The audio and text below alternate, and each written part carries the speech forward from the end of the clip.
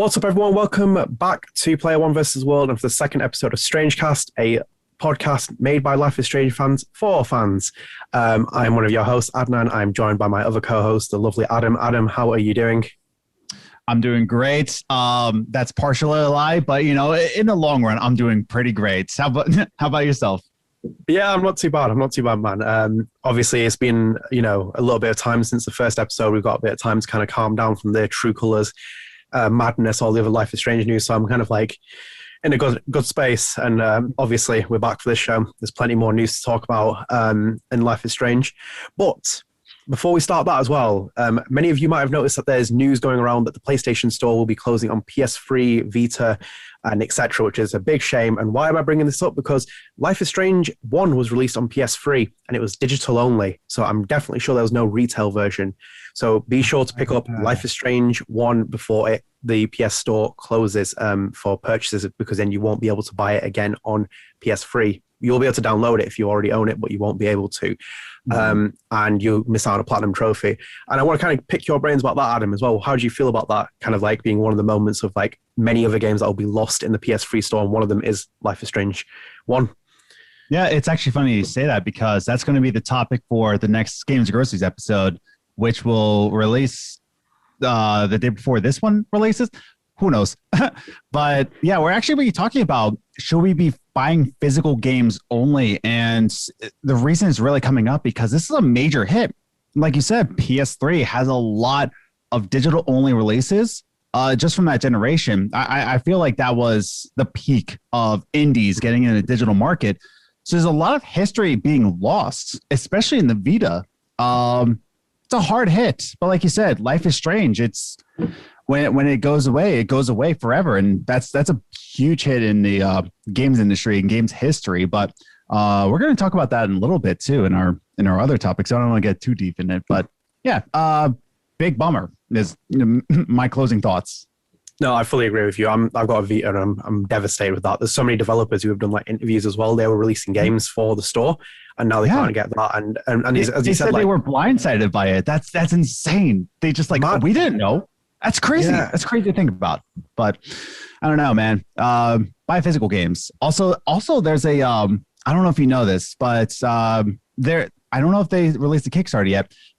Very quick, but there's a canceled Game Boy Color game that was canceled back 2001, I believe, and now there's a Kickstarter that's bringing it back to life and releasing a physical edition of this in a Game Boy Color edition, like preserving games like that. Again, canceled game for digital, and I hope it gets the same treatment for Vita, PlayStation stores, and it just gets revived to physical. It needs to happen to preserve all this game history. Yeah, I love those things. I love those moments. It's not about being entitled, because even if you own something, like, they can still shut down stores, but the way that it's been handled has been poorly, because like if you look at Microsoft Store, for example, everything is just like they embrace their history, and like Jim Ryan's comments are starting to come back to haunt him a bit about like who cares about playing old games on PlayStation. It's like no, you don't understand it. Now you're becoming really corporate the way that you're thinking. An example of that is Life is Strange. It was a sleeper hit. It was really like, indie kind of style developed, just like the style. Not obviously it wasn't indie, but like it was that kind of style. It was released digitally, then eventually got like, released on PS4, Xbox, got physical versions, all that. But now you're kind of losing it. So even if you bought PS3 post July, you won't be able to play Life is Strange if you wanted to download it. Like, I'll go back and check it. It's like, nah, not on there. Yeah. But I'm glad that you did bring it up, because we are going to talk about that in other things, which is one of our first topic is that the Life is Strange True Colors Ultimate Edition is digital only. Obviously, since we recorded our first episode, more facts have started to come out. The digital edition is obviously digital only. But like the Ultimate Edition is going to be digital only, so you won't be able to get like a gorgeous steelbook case of like the Remastered Collection on there, which is a bit of a shame. But I kind of wanted to pick your thoughts about this, because we know that this game isn't traditionally episodic as the other games have been, and the other ones had that digital release, and then they had all the collector's editions. I have two up there. I pulled one up before in the previous episode. Very surprising. Do you think we're going to get any kind of collector's edition, maybe like NC the Remastered Collection on physical? The short answer is I don't know. I think we can closing thoughts. I don't know. But at the same time, you can say I don't know, because you make a good point, which is exactly what I thought. That first it came digital, episode. Now that all of them are released, now we'll give you a physical edition, which made sense.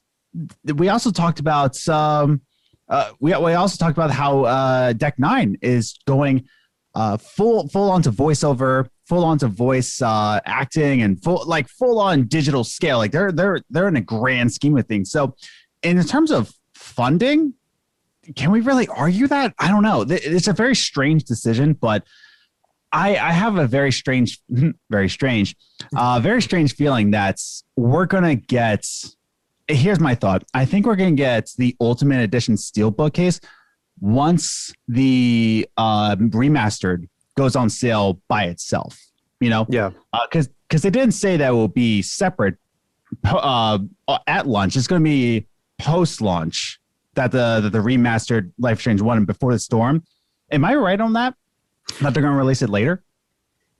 I'm 50-50 on that. If you want to keep talking, I'm the same way. I'm like, did they say that?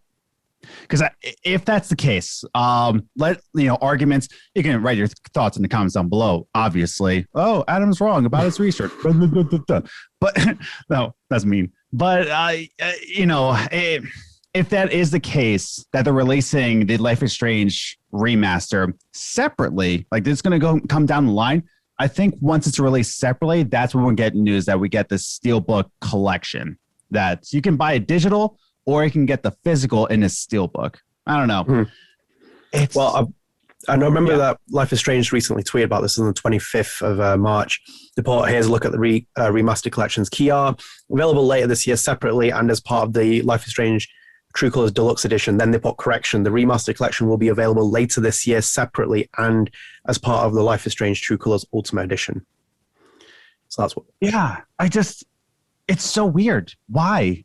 Like, why would they do it? Because we've had not only that, but I feel like it's tradition to have Life is Strange really good collections. Like you get art books, you get the soundtrack, you get behind the scenes. Like there's so much in that collection within all the Life is Strange. I believe even Before the Storm had that as well. They had an Ultimate Edition with art books.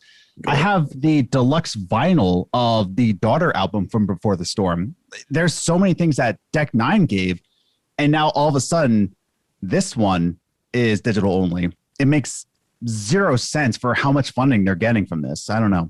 And we don't know the actual number of funding, but, it seems like they're getting funding for this game. Yeah, it is strange because, like, as we spoke about, it is released fully at launch, physical, and in the UK game are doing a Steelbook edition for the True Colors one, which looks gorgeous. But then they don't have the collector's edition, where it's like with the Before Storm, we get the two little figures of Max and Chloe, the ones with Sean and Daniel, the all the little goodies and stuff. There's no full-on collector's edition, which is kind of weird. And for me, I can't fully rule out that they'll do something like this. They might do it, they might not do it. But I think maybe a couple of months after the Remastered Collections comes out, they might just do a full-on Life is Strange collector's edition where it has True Colors and then the actual physical version of the Remastered Collection. But I did find it a bit weird, and it kind of ties in more as well. It hits home a bit more because of the stuff that's happened with the PlayStation kind of controversy of them shutting down the stores and stuff like that. Because then you lose things, and I think preservation is a big thing about video games. It's the worst thing that happens. They went and dug up Atari's land site that they'd had for the ET games because that's part of history. Mm-hmm. You want to get some of those games out. Even if it's a bad game, it's still part of history, and you make history for that. But yeah, I'm a little bit disappointed. I would love to have a really gorgeous Before the Storm, Life is Strange one kind of remastered steelbook kind of thing with even a small little Max figurine and Rachel and Chloe and stuff like that. But it's very odd. It's just a very weird decision. I think I said this last week with the Switch news, that it's just a weird decision. I wasn't really angry at it, just more of why. And it's the same thing here. It's not that I'm angry that I don't get an Ultimate Edition. It's just why? That's such easy money, just put it out there, sell it for $100 for all I care. That's some easy money, on a business standpoint. For me, I'll cherish it, but for the business, they'll cherish my $100. But it goes either way. It's just a very weird why decision. But who knows? Maybe we'll get news pretty soon, and then this whole thing will be obsolete, I guess. I don't know. I fully agree, and I just think like people would have gone mad for like a little goodie of like Alex Chen's like guitar key ring or something like that. But that'd be so cool. As you said, we'll see, and I'm very glad that you bought Nintendo Switch because we are going to go back to that one more time. So prior to recording this on April 2nd, just to give you an idea of like when we do record these, news has broken that Life is Strange True Colors might be coming to Nintendo Switch. I'm reading from Kit Guru right now, but there's a lot of other sites reporting this news. And the ESRB, the Entertainment Software Rating Board, has given a rating to Life is Strange True Color and has suggested that a Switch version is in there. So there's obviously PS5, Xbox Series XS, PC, previous gen systems, and Stadia in there. And so is Nintendo Switch as one of the supported platforms. Obviously, we have a full release date for the other versions right now, but me and Adam were very keen on this. Obviously, people were asking why we'd want this on Switch.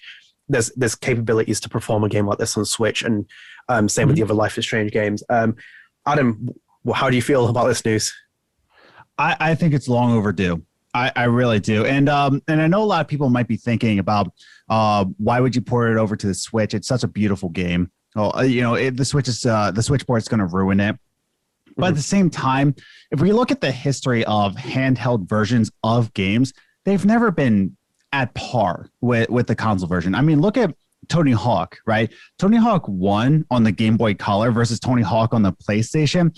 It's like night and day. Like there's no way. But the point was you had Tony Hawk when you're on the school bus. That was the point.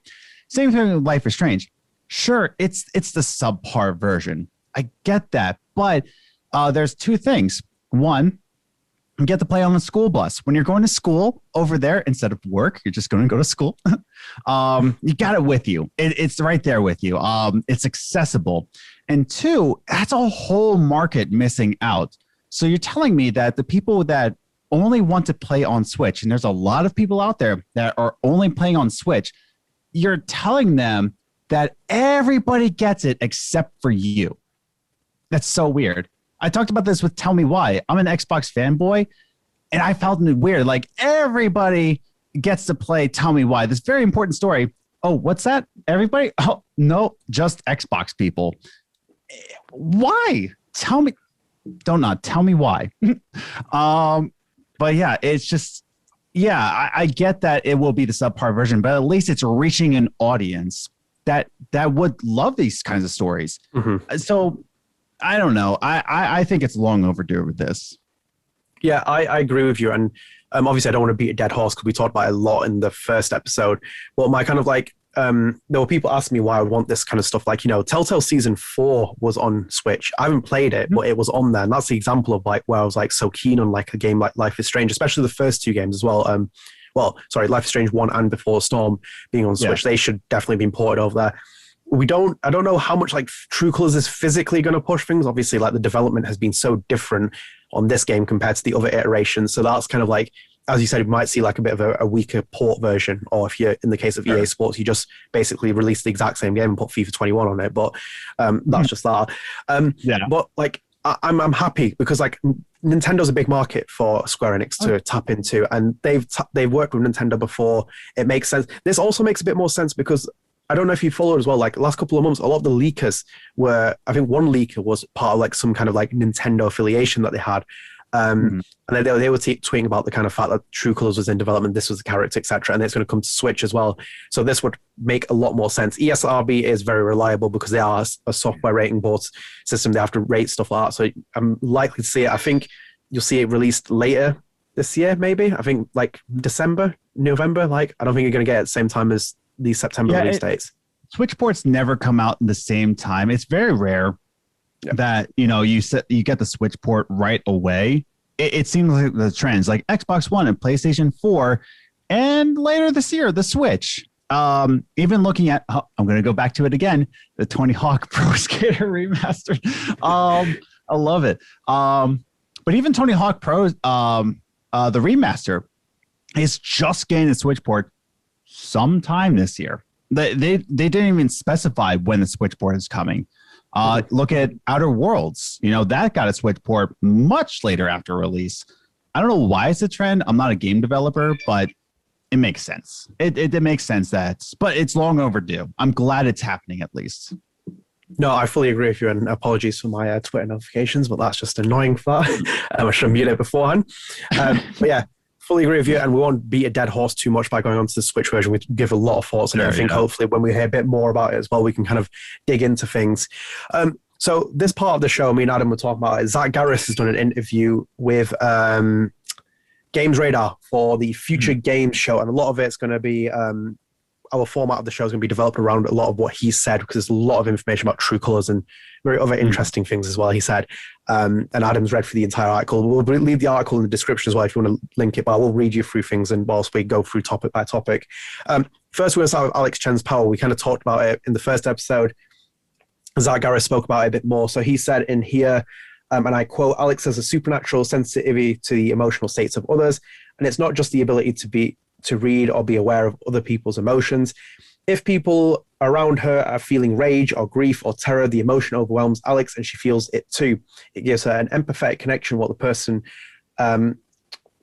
person and gives her insight into what's motivating whatever the person might be going through. Up until this point in her life, this has been a curse. This has alienated her from others. This has led to behavior people around her. I don't know what that means. Behavior around. Oh yeah, that is kind of weirdly written. I didn't catch that at first. Of course, it's because hypos in the journalism age around her don't understand and probably mostly condemn.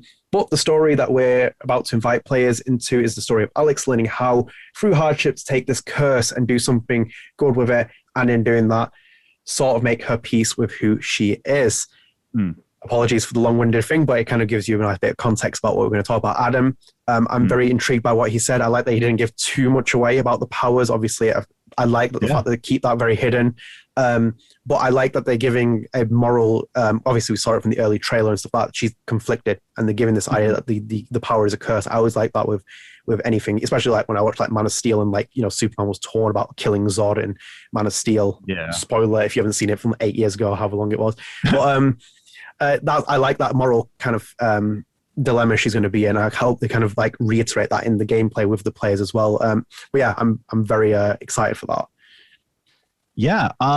Now the only thing I was curious about is that up until now, what was I going to say? But we've seen that the powers have come, including Max. Including Rachel. Rachel had the powers in Before the Storm. Fight me on Twitter at Ace the Grocer. And even Life is Strange 2, where Daniel got the powers, we all saw this after a traumatic event. We've all seen it like after a traumatic event. So that's when they got the powers, or so it seems. Now what Garriss is saying here is saying up until this point, it's been a curse. So that means it could be one of two things. One, she's always had a sensitivity towards others, and that happens in real life. There's a lot of people who can read people's emotions and get attached to it. That happens in real life, but now it seems that this is a power. So it could be one thing that she's always had the power to do this, but now it could switch over to the other side where she's had a sensitivity like in real life, but after the traumatic event, it turned into a power. So I don't know if it really says one or the other, but it's been in history in the Life is Strange franchise that we've always seen the power happen after a traumatic event. But this might be the first time that doesn't happen like that. I don't know. It's going to be a lore seeker kind of question, I guess you could say. I like that, though. I like that with like, tell me why kind of left me a little bit exploring that, because they were kind of like with the mind reading powers that it didn't hit the same stride that this game's giving me in terms of vibe. Obviously different developer, all that jazz, but in terms of this, like what you said, I kind of like want to know that fact that she knew if she had the powers, not if it did develop, where did she always feel like it was a curse? Was it not a curse? And then kind of obviously translate that into the gameplay experience. I like the fact that you're going to be able to measure someone by their emotions. I feel like David Cage every time I say this, but like, do you like just the emotion of kind of like, that's what Life is Strange is about. We talked about it when I played on Games and Groceries, which you can go and check out as well. But we were talking about that, and like, the fact that there was so much resonance with characters, and even the first game, it was always like a gut punch from each character of like emotions, and then various other games they have that, and I like that they kind of adopting that style that I was in the first game of like, it's just more than just a consequence of like, tapping into a power. You have to kind of like deal with the moral dilemma that Alex thinks it's a curse. But at the same time, you feel all these different emotions. They affect her in different ways. And it gives a nice little kind of like element of like intrigue. And that's what I'm really excited for. I love games where I have intrigue. If they kind of just came out and said, oh, here's her powers, here's a full showcase of learning everything she can do, and I felt I'd be like, I've seen the entire game. I know how it's going to go. Why would I play this? I'm one of those guys, like I was so excited about Death Stranding because I knew so little about it. And everyone was like, I don't even know what this game is about. And it's like, well, yeah, but just wait for it to come out and then play it. Do you want to kind of just watch a Terminator trailer and find out every single scene that happens in it in a 3-minute clip? I don't like that. I don't like being spoon-fed stuff anymore. I like intrigue, curiosity. They kind of like when we talked about in the first episode, going a little bit off tangent, but I'll come back onto it. But in terms of, we talked about the trailer, and it's the mystery of like, who killed her brother? And it's like almost like who killed Rachel Amber? And it's like, yes, here we go. I am excited. Yeah. It just seems like there's going to be a lot of mystery, a lot of intrigue, a lot of replaying this game. Mm-hmm. There's going to be a lot of it. There's going to be things that you haven't even caught in the first playthrough, so you have to go back. I like the direction they're going with this, that it's going to be a game where you have to really seek out answers. And I love that. I love that about Life is Strange games. It's good. Fully agree.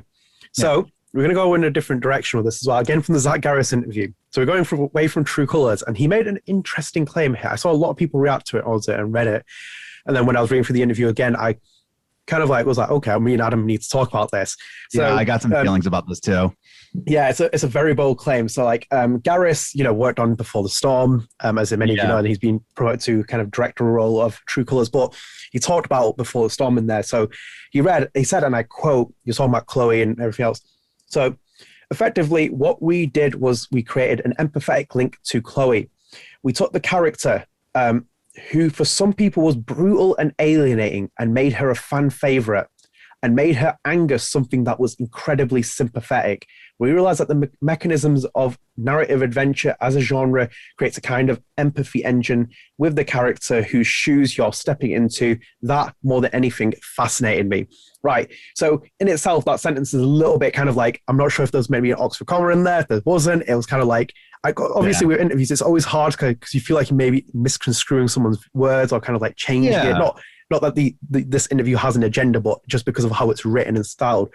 But I thought it was a very bold claim about what he said about Chloe, because I was like, I know that Before the Storm easily, even more so than Life is Strange 2 for me, is one of the most divisive entries into the franchise. Mm-hmm. Adam, I want to ask you, do you agree with what he said, especially in the early part of we took that character who for some people was brutal and alienating and made her a fan favorite? So I'm not going to go too hard on Garriss here because like you said, me and you both, we do podcasts. So that means a lot of words are just said and sometimes they're misread. We mean one thing and it comes out as a different thing. So I'm not going to go too hard. He might have said something differently or he meant something differently. However, like you said, you said it perfectly. That is a bold claim to say that we were the ones who made Chloe a fan favorite. Like, oh, it was because of us. And it's just like, ooh, what that sounds like is that he wasn't really, and I'm sure that's not true. I'm sure what I'm about to say isn't true, but it sounds like he wasn't really involved in the Life is Strange community before he made Life is Strange Before the Storm. Because if he said that, oh yeah, for some people, Chloe was brutal and alien, nobody liked Chloe, so now we made people like Chloe. It's like, well, have you ever heard of Bay over Bay?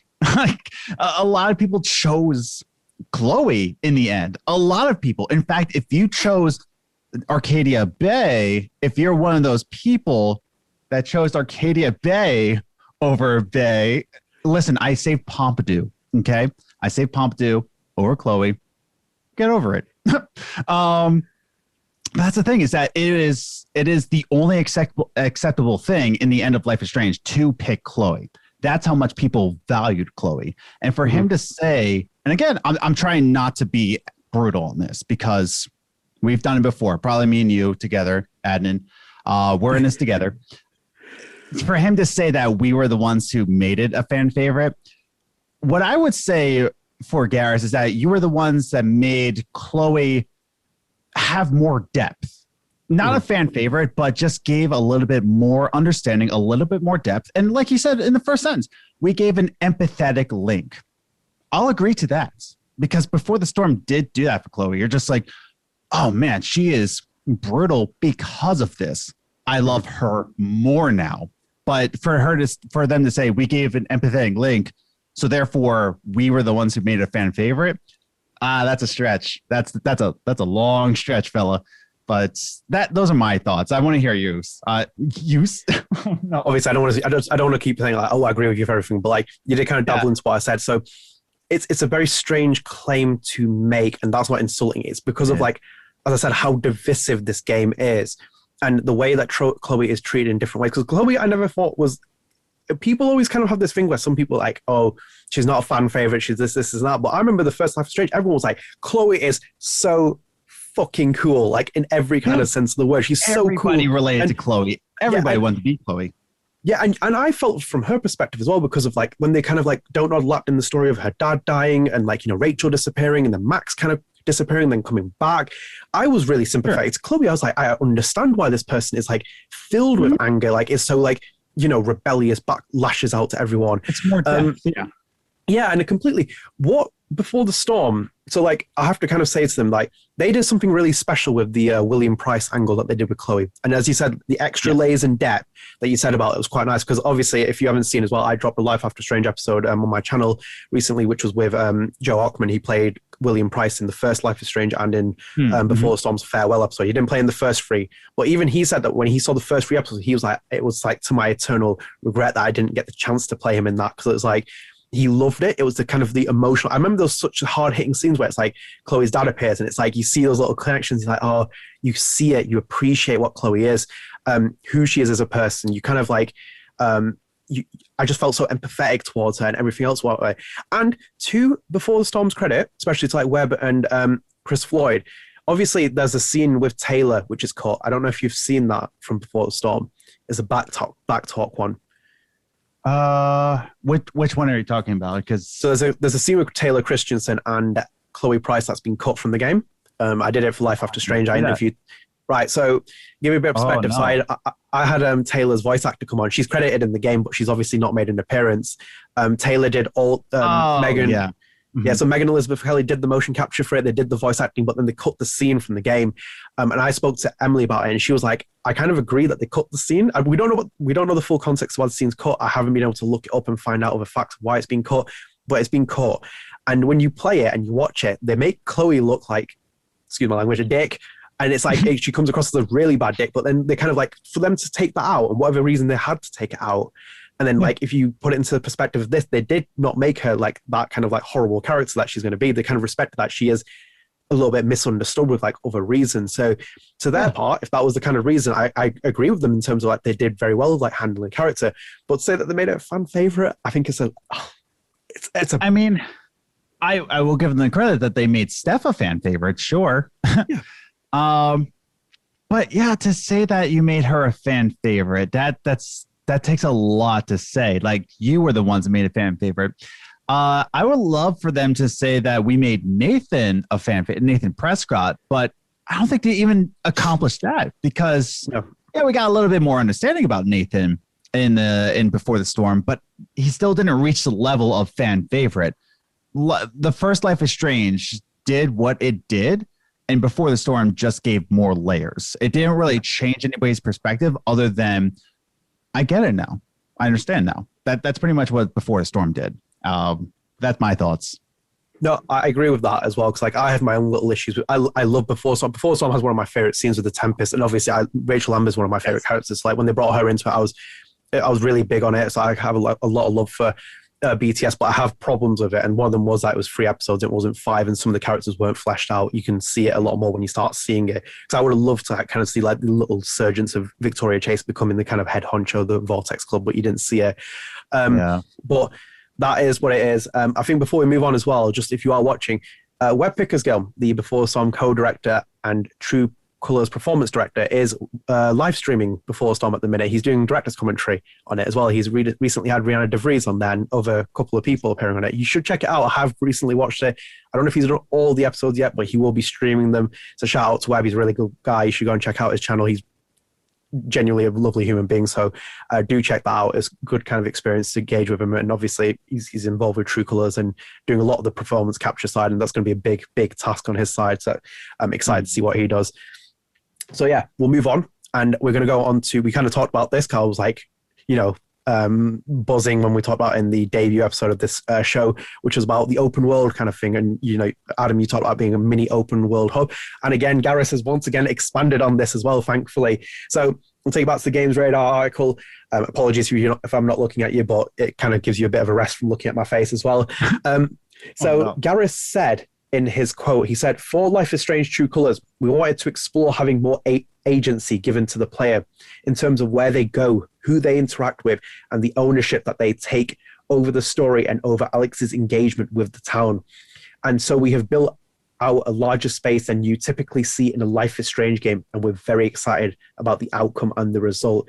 This was as well in reference to, he said, Games Radar gave it a context saying, unlike Life is Strange and Life is Strange 2, which limited the areas you could explore and the characters you could speak, True Colors will offer freedom.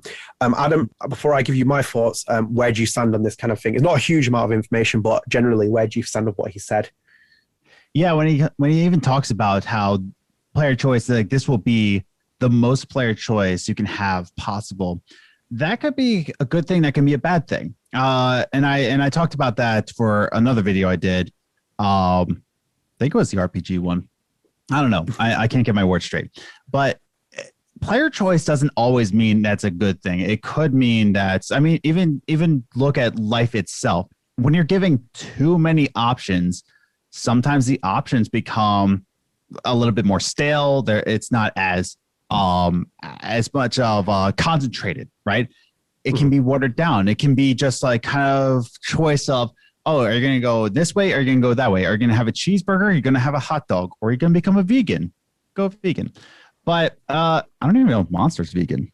I should have looked that up. Yeah. So for it to say that, oh, player choice, I don't want people to be too psyched for that. But it can be a great thing. I'll say on the other side, it can be a great thing in terms of a video game allows you to interact with the story.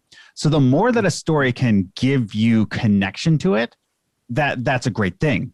That's one of the things I didn't like about Life is Strange 2 is that there was a lot of moments where pretty much just putting down the controller and just watching, I think I measured one was like 15 minutes long of me just putting down the controller and just kind of watching.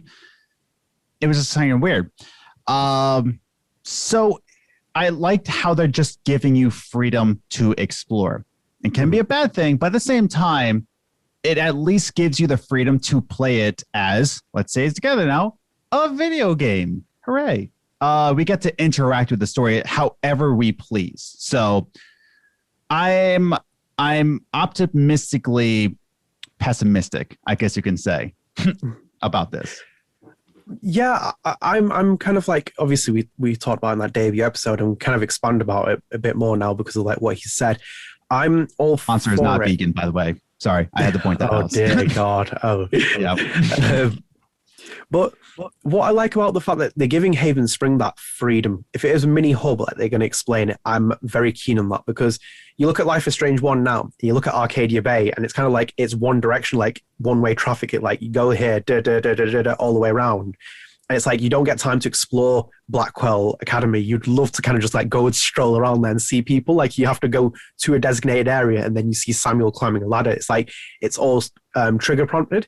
But like with this, they kind of gonna, if they create that little mini world where you can just go and explore, and they kind of show it in the reveal trailer, I'm all for that. It needs that kind of extra freedom, more so than just like, we've gone past Telltale's era of like, you know, that old school Walking Dead where it's like, oh, this is an interesting Coke bottle, and it's like, you know, then you put it back down because it's like, right, cool. Like, that was kind of like, they were linear games. Just like, yeah, they were linear games, and I'd like to kind of go to a shop and explore those kind of like, if there's a chance to have an empathy moment with a character that you haven't interacted with.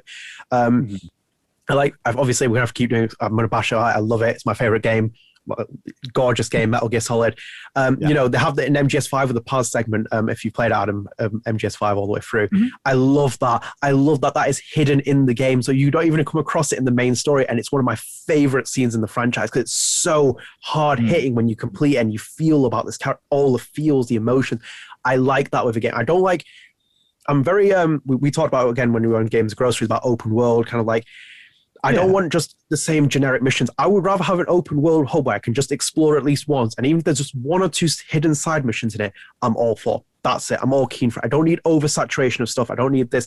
But with Haven Springs, it's a nice kind of like setting that they've built, nice kind of like, you know, aesthetic. I just want to kind of go out there. Those moments in like Life is Strange, one where you could go and sit under a tree.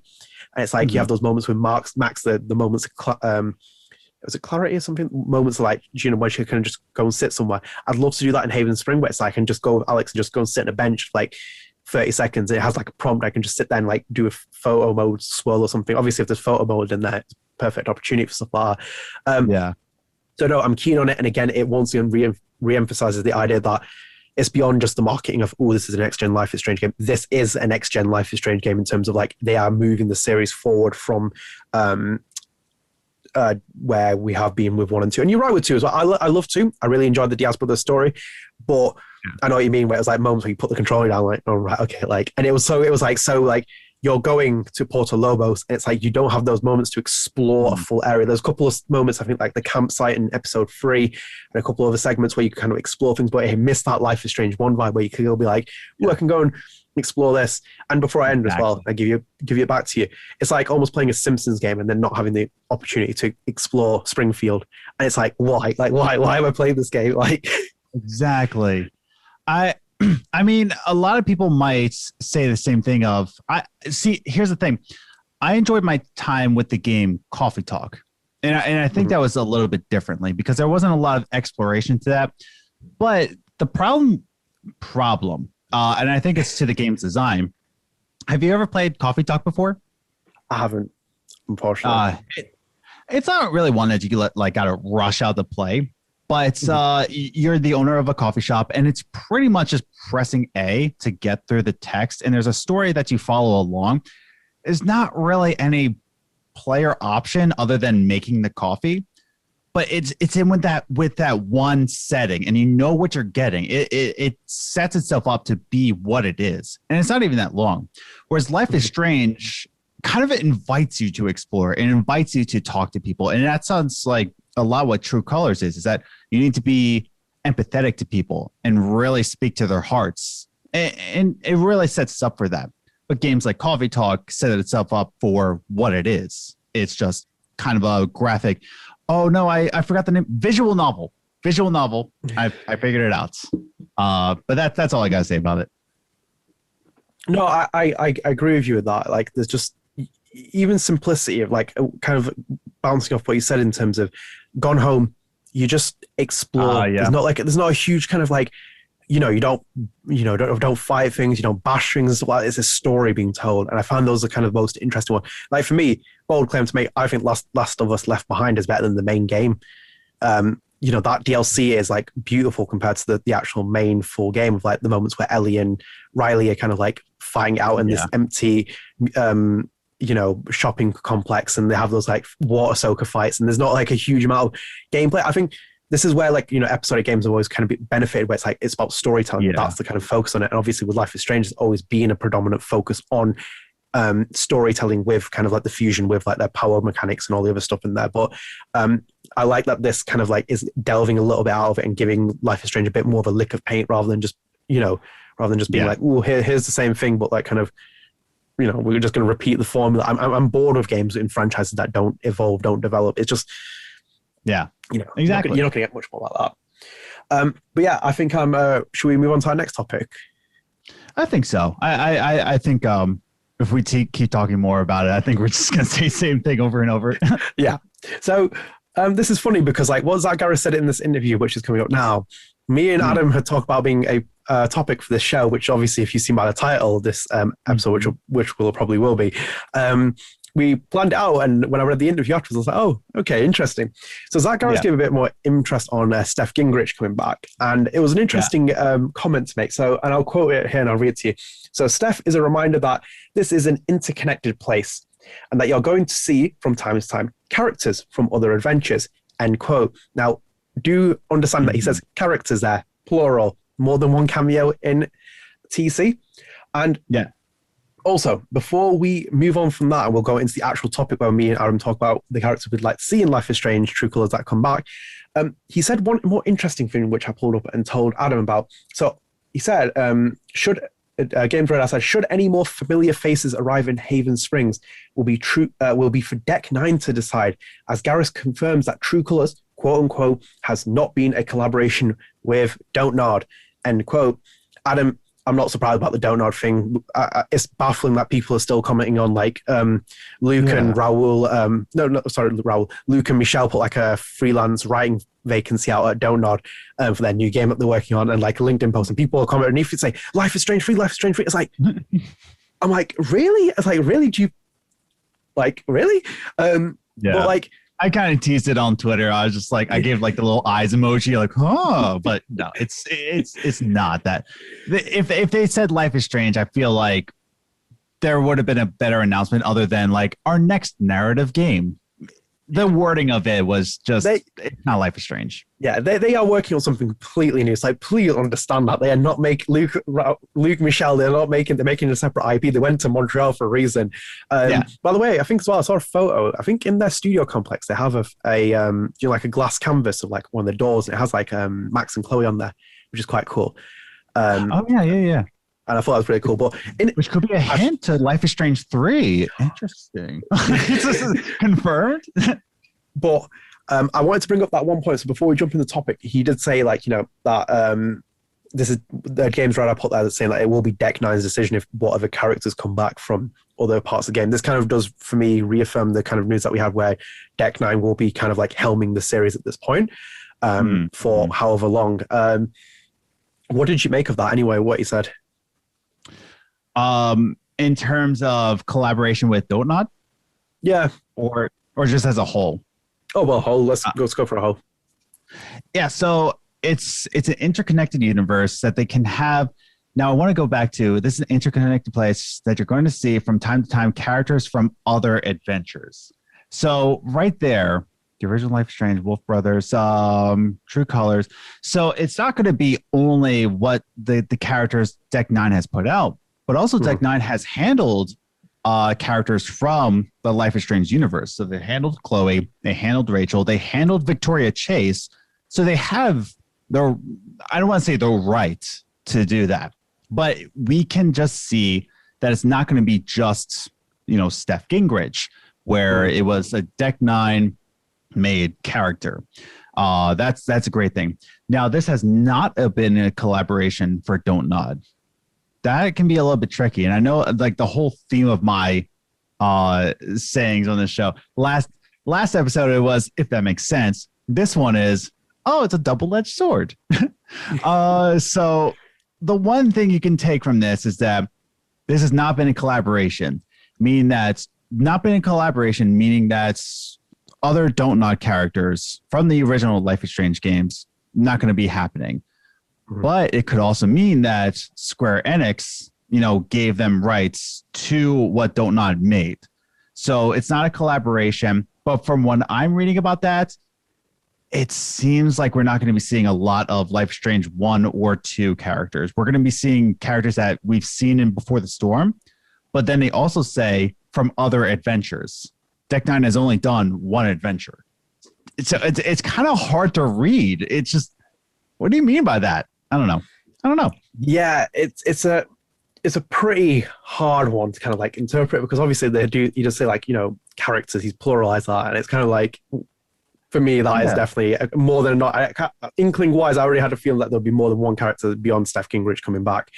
And yeah, you're right about it kind of being like when they have the freedom to pick a character from the established series that don't not have created characters for, and they kind of already know the experience of making Before the Storm, for example, and having a very, very mixed reception from people from already dabbling in characters, and a lot of people accusing them of making like, sometimes continuity mistakes.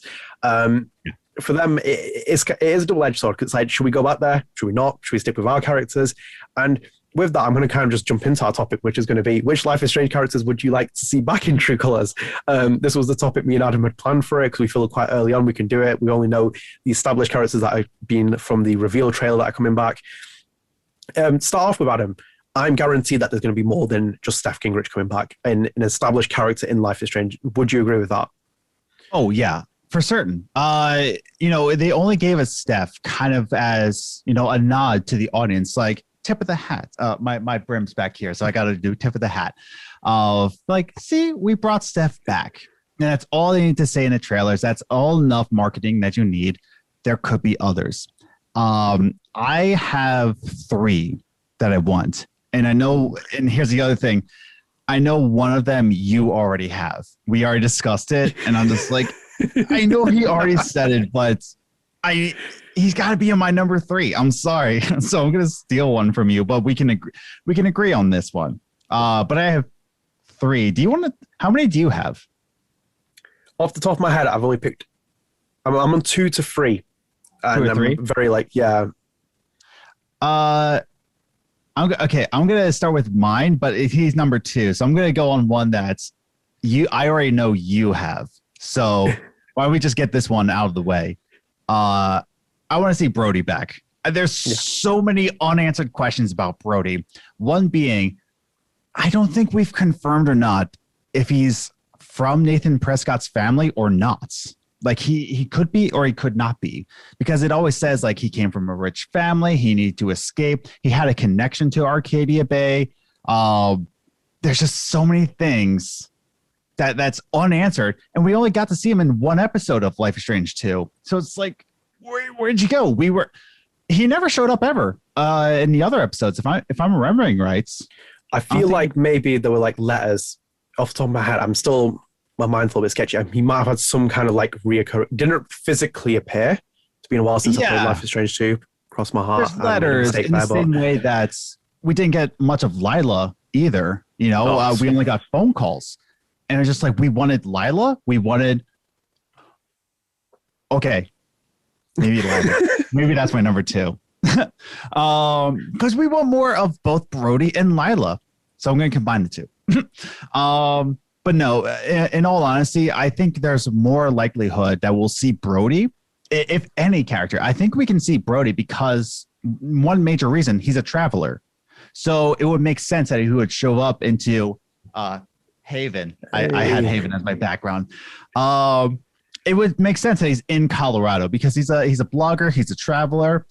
We can find out more about this guy. We can show his feelings. We can find out if he is a Prescott or not. Who knows?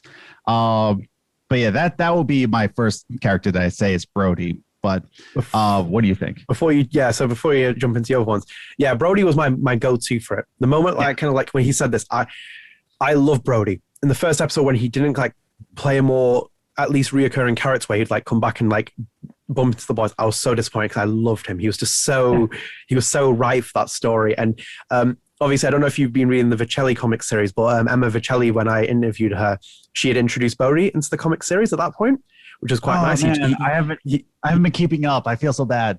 Oh. Well, I haven't read all this current series arc, which I haven't been able to get through. But the one that I did read up to the point where me and Emma spoke, Brody made an appearance, which was really cool. It was very short and a cameo appearance. I was just like, it was nice. It connected it obviously in her, because her stories that she's telling in the Life is Strange comic series is a separate canon. It's one alternative possibility. So it kind of gives you that. And I would like, if Brody does come back, I wouldn't even need him to like be there in like a main character role. I'd like to just see those moments where when he like, if you drift past him and you don't see him, or he's like one of those characters. It's like with do like with Frozen when Elsa and Anna like is it Elsa? Anna's singing for the first time forever. She goes outside the castle and you see Rapunzel walking into the castle, and it's like it's those little nods where you see other characters. I'd love to see that. For example, if you're like in a coffee shop with Alex Chen, it like triggers a cutscene, and then you kind of walk past them, and it's like, oh wait a minute, it's that Brody. It's like that Brody confirmed. Yeah, true. So like, even if he was just playing like a smaller role or a big role, I'm like, I just want to see a bit more Brody. I'm like all for that. So yeah, I'm fully on board with you. So like, Brody was my first go-to choice for that. Let me hear another one of you. We'll go back and forth here. So we got one that's we both are on. Let me hear another from yours. Right. So the other one I was thinking of, and this was because it was heavily linked with Katie's return and Steph Gingrich, and just because I've been rewatching my Life After Strange interview, which I feel kind of like a little bit torn on now, and I think I would like to see Mikey North back. I would like. We did talk about that. I didn't steal that one from you. So yeah. So like as I said, like I don't want them to necessarily dabble in the don't nod characters. Cause I think like they built some interesting characters in their own game that they built with Before the Storm, and I think like they didn't have a full time to explore a lot of them, and the kind of treatment that they're given to Steph, where she's quite different from the Steph that we've seen so far from Before the Storm. I'm kind of keen on them doing with something with Mikey North, because he was very like he was the nerd. He was like a little kid. Obviously, you see his brother Drew, and it's like, oh, right, okay. You kind of want to see what happens to Mikey in like 5 years, 6 years, or however long you can, like in a time. And even if it's a short-term space as well, you kind of want to see what happens to a character when you've kind of been away from them. And I feel like, did we get an established time frame of when this game is set? If it's 5 years. So this game is set in 2019. Someone pulled that from a snapshot, because there's a calendar in the background, and someone saw it, which I love when people do that as well. It makes my fucking day when like fans like spot little things to kind of put things into context. So from what I remember, that screenshot said that it was in 2019 this game is set. I think Before the Storm is 2010. Am I right? No. Yeah. Or is it 2012? I can't remember. I remember it's 2010 or I think it's early. To be safe, I think this is set after those games. From the way that the kind of story is going, I'd like to hope that this is set after it. Don't crucify us in the comments. We didn't have time to fully check these up. It's always a bit more harder as well with the dates of these games as well. Like you have to like have the game open and kind of like looking for certain things. But yeah, Mikey North would be the one that I'd really like in terms of like, I just think you could give him a nice little different thing. And even like it'd even be like one of those moments where if he was like, him and Steph have a scene where it's like they're like, should we play D&D? And it's like and it's like kind of like a nice throwback to the Before the Storm kind of days. But yeah, I think like he is a very fitting character to kind of bring back, give a bit of a different layer. Obviously when I'm talking about my interview with Dylan Winfrey, he did talk about other projects he's working on. Sorry, I did want to clarify that Before the Storm is set in 2010. May 6th, 2010 is when the first episode of Before the Storm starts. Right, so it would make sense because if we were moving forward, Life is Strange 2 is set afterwards because we saw the destruction of Arcadia Bay and Life is Strange 2. So I like the fact that we're moving this forward as well in terms of the timeline. It's quite nice on that. So yeah, thank you for that. A nice correcting part of information for us. But yeah, Mikey North would be mine. What do you think? I very much agree. And I think that one, I know I said Brody would make the most sense because he is a traveler, but the connection that Mikey had with Steph, it would make a lot more sense for Mikey to like travel with Steph, because it seems like him and Steph were brother and sister. Like they were connected, and Steph understood him. Steph protected him. And I think it would be a lot more set in that way. And it's a 9-year gap. So, no, his brother didn't die in Before the Storm. Like he got severely injured. He was hospitalized, but he didn't die. So his brother's still alive, I would think. Yeah, the Drew Mikey story is like, I thought that was a cool dynamic as well. And I'm thinking of, Drew is the older brother, right? Yes, Mikey's the younger kid. I was thinking that, but yeah, I think it would make the most sense if we're going to see any character. It's going to be Mikey. But I don't know. I would love to see that. I would love to see Mikey 9 years later with a lot more confidence and a lot more life experience. How he had to protect his brother in that way, and he would be a lot more mature in that way. Yeah, I would love to see that. Fully. Your choice. So I'm going to go into one of my answers here, and it's going to be kind of a weird pick. And I'm going to explain. I don't want him necessarily in it. Like, we get to see him and we get to high five him. But hear me out. Mark Jefferson. No, hear me out. You're not going to be like, yo, Mark, you want to go kickflip some boards over there? No. I want to see. Here's the thing. I want to see a nuanced appearance of Mark Jefferson. And this is the reason why I want to see Mark specifically. I know it's been, well, I think Life is Strange season 1 is taking place 2013, 2014. If this is taking place maybe 6 or 7 years later, right, after Mark was arrested, a lot of time has passed that maybe a lot of people forgot about Mark. But Mark, it seems like, was a big piece in the art industry, a big piece in the artist atmosphere, that, you know, he was untouchable. He was pretty much a god amongst artists and photographers. If we look at the lore of Life is Strange, Mark Jefferson was the rock star in the photography world. And it seems like Haven is a very artistic background. It's got a record store. We see, music being involved. A lot of artists are in Haven. So I would like to see this nuanced experience of, you can't really trust anybody, because look at Mark Jefferson. Mark Jefferson was this great person. He really intrigued the art industry. Now I can't really trust anybody because look at what Mark did. So I don't want to see him. I don't want to see Mark. But I want to see kind of the ripple effects of how artists see each other and how you can't trust each other. And especially in this kind of light of a murder mystery. And not every artist is a good person. You know what I mean? So it can go one of two. No, I'm just kidding. It's an interesting choice. Like, no doubt about it, because obviously we are dabbling in a very fascinating character in terms of like.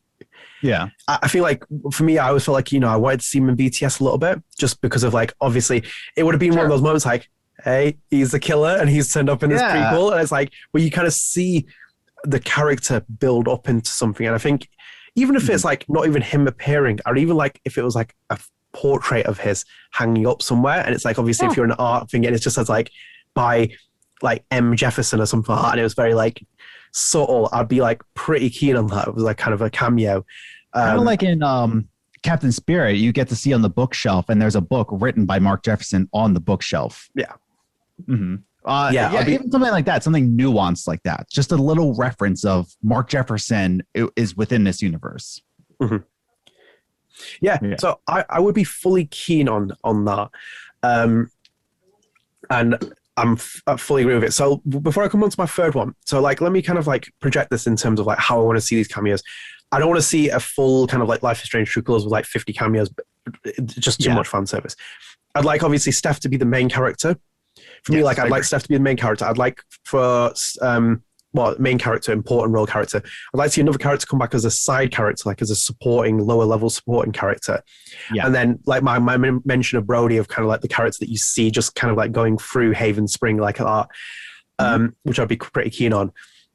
But like one of my funny suggestion was going to be, obviously it wouldn't fit in the timelines and stuff like that, but obviously in the comic series there's a car called Gladys, which basically Max, Chloe and Rachel driving at the minute, which is outstanding. I was like genuinely in tears with like Emma Vitale as well. I was like, what a name to give a car. It's like so Life is Strange for this ancient car to be called Gladys. Right. So like you want to see the car reference. Yeah, do you know if you saw like a driving past like a car kind of thing? Because I always had a different ending. I always had like a different ending in mind for like BTS. Like even if it would have been like you see like Max driving past in like a car, and it was like one of those moments things. But even if it was just a car, like Gladys would be cool. But sure, again, it wouldn't fit in there. Easter egg. Yeah. So like I think specifically and more realistically, my choice would have to be I'd like either seeing Chris back in some capacity.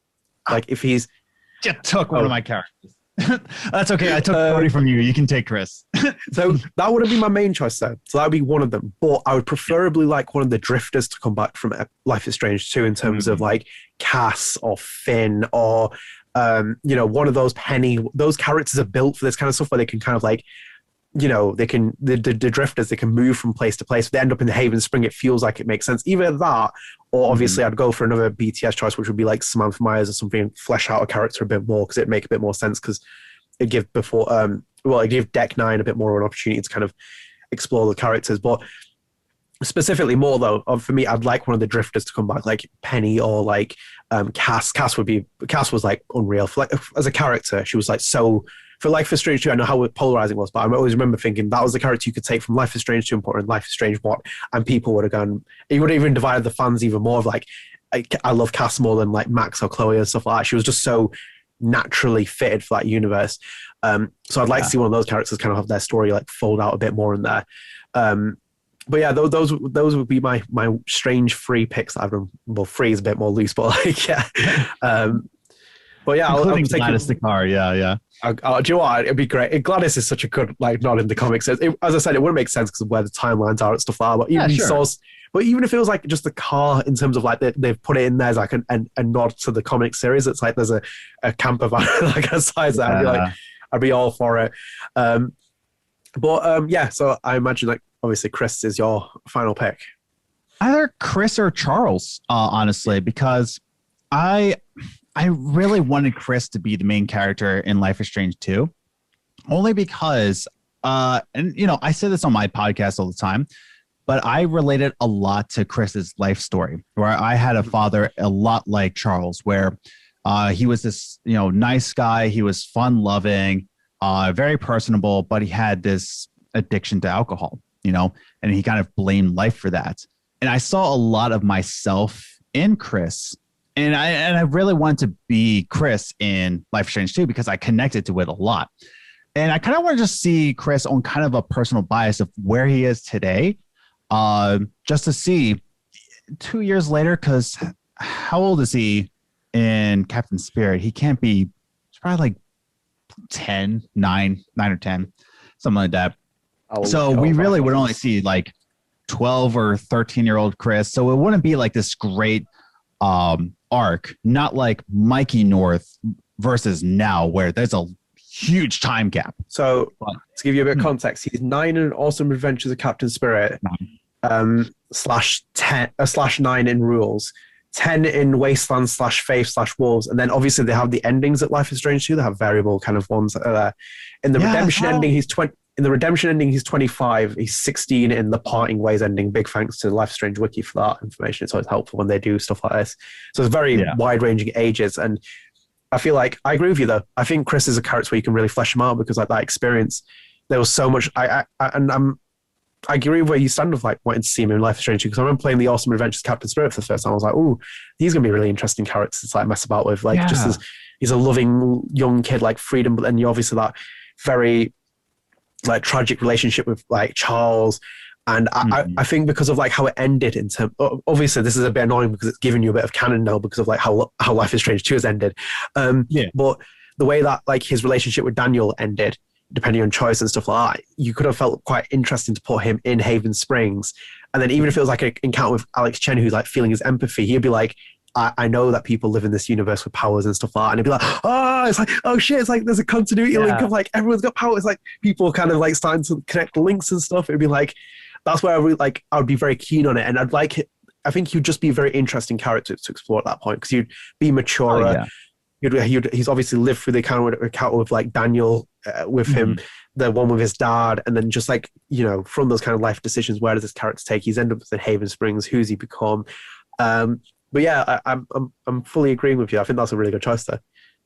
I know we're coming on the end here, but I'm going to give a bonus character. One bonus character, and I'll just leave it here. We need more Warren. We need more Warren in our life. What happened to Warren? Where is he? I need him. I don't know. He grew so much in Life is Strange 1 through 5, where he became kind of this friend zone person into this guy who's seen things, And I will, before I let you continue, I will break your heart a little bit. He is presumed dead in this series so far. Not my heart. He's never dead in my heart. I know. No, but I kind of like, I can sympathize with you because like when they say it's presumed dead, that's your assumption because he's in the town. Like at the same time, you can, when the way that Life is Strange 1 ended, you can be like, yeah, he got out of the town. Or someone like my ending because I saved Pompidou and I did not save Chloe. So in my ending, he's very much alive. But no, it's that's the other thing. That's the other tricky thing about bringing in Life is Strange 1 characters. Because again, another character I would love to see more of is Nathan Prescott, but that is not presumed. He is very much dead. We pretty much know that Mark Jefferson shot him and buried him. So that's, doesn't matter what ending he gets. He did. But you mentioning it so far, it's like Frank Bowers. I'd love to see Frank. I'd like to see Frank Bowers because of So this conversation's topic, to give you a bit of context if you're watching, is kind of based off my love for Dave Madsen. I love Dave Madsen. He's one of my favorite characters in the series. And the way that they tell his story, especially because it goes from Before the Storm to 1 to 2. And when he comes back in 2, he was a personal highlight for that game for me. It was such a good story. His character evolution was like so gratifying as for me watching it. I was like, it was so cool because obviously I had the choice of where he's like, he was talking in the trailer to like Chloe, and he's like, he knows about Max, and he's kind of like he's become a really kind of like, as I said, like every time I watched him, and it was like in the first game, like at the end when he comes to Max's rescue with Chloe, and like he kind of like starts sympathizing, he shows elements of humanity. And then for Donut to re-explore that character in 2, and then it shows the big change that he's got. He's living in the campsite with Karen, but then he kind of understands who Sean is. He kind of shows more than just the military side of like this kind of guy who's like suffering from, XYZ, ABC. He misses Joyce. He knows how Chloe feels. Like, he's trying to make amends. That is so satisfying for games like this and stories. And I'd like to see that a bit more. It's like with Frank Bowers, you feel like there could be a bit more where you could be like, exploring it, add a twist, but then obviously we're going to go with the Adam comment of the show, which is going to be the double-edged sword. You are playing with fire, which is going to be so like my safe bets would be like, I preferably like to see in realistic sense, if I'm going to go for like my final choice, I'd like to see, obviously we have Steph in the main role. Sure. I'm all for that. I'd like to see Mikey North back in a supporting role again, where he's like, you kind of see those interactions of him, you see him develop a little bit more, and you see a bit of an interesting character. I'd like to see kind of like a bit more of a, sentimental interaction with Steph Gingrich again, being like, ooh, we and they kind of even like, it was like a little nod where it's like they're both walking in a room that's a D&D board and like, should we play? And it's maybe we're a bit older than that, but that would be like my kind of main one. And then I'd like, obviously, maybe Mikey North is interchangeable with like Samantha Myers, etc. Those other kind of characters. And then the third, the other one that I'd want kind of be a cameo, which is like Brody, where he's like walking in a shop and you kind of just see him, or you see him in the town. That would be like, for me, the highlight of it. It's obviously, like, surprisingly for me, like me and you, neither of us picked any of the main characters, which was quite interesting. And I kind of purposely left them out. Those are, I mostly didn't go on main characters because I feel like those are easy answers. Of course we want to see Max. Of course we want to see Sean and Daniel. Like those are kind of course we do. I think that goes without saying. I would love to see Daniel again. We all want to see Max again. So those are given, but when I made my list, it was more of just like, what aren't givens? And that's how I came up with Mark Jefferson. But yeah, no, of course we want to see the main characters. I would not be sad if I saw Max again. Put it that way.